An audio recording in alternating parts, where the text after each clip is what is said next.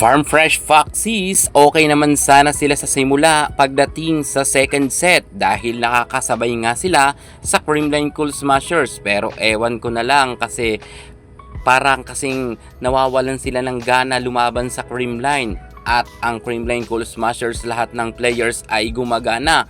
Mukhang mabigat ang mga services nga ng Creamline at hirap na hirap hanggang sa second set ang Farm Fresh Foxies. Dikit na sana ang laban pero mukha talagang wala silang pag-asa na manalo kahit isang set man lamang sa Creamline sapagkat ginagalingan ng husto ng Creamline Cool Smashers. Lahat ng players sa Creamline ay nag-level up na, ang galing. Ito na ang matagal kong sinasabi sa inyo.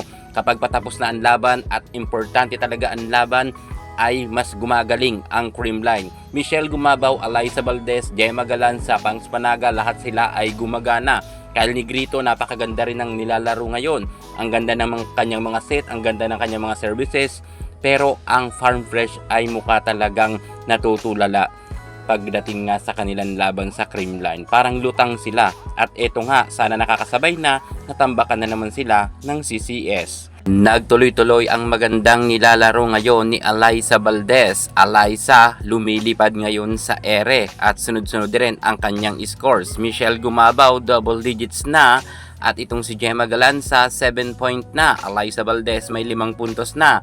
Si Turing ay talagang malaki rin ang kanyang naitutulong. Gumagana na nga rin ngayon itong si Sheena Turing at eto nga, hindi pa nga ipinapasok ang star player na si Rachel Andakis. Ewan ko sa kanilang coach bakit hindi pinapaglaro itong si Dakis. Kung kaya eto nga ang naging resulta. Medyo sa second set nakakadikit na sana, natambakan na naman sila. Alyssa Valdez ayaw nga magpaawat. Grabe rin talaga itong si Valdo. Wala pa rin kupas. Medyo talaga kasi hindi siya masyado binabantayan. Akala siguro ng ibang mga players ay talagang mahina na si Valdez, pero eto, dahil nga si Valdez ay sunod-sunod na nagkaroon ng scores, naging resulta malaki na naman ang kalamangan ng Creamline. Naghahabol ngayon ang Farm Fresh. Grabe mga ka-sports natin dyan. Sa kangkungan talaga pupulutin ang Farm Fresh Foxies pagdating nga sa quarterfinals. Hindi talaga sila papapormahin ng kupunan ni Alyssa Valdez.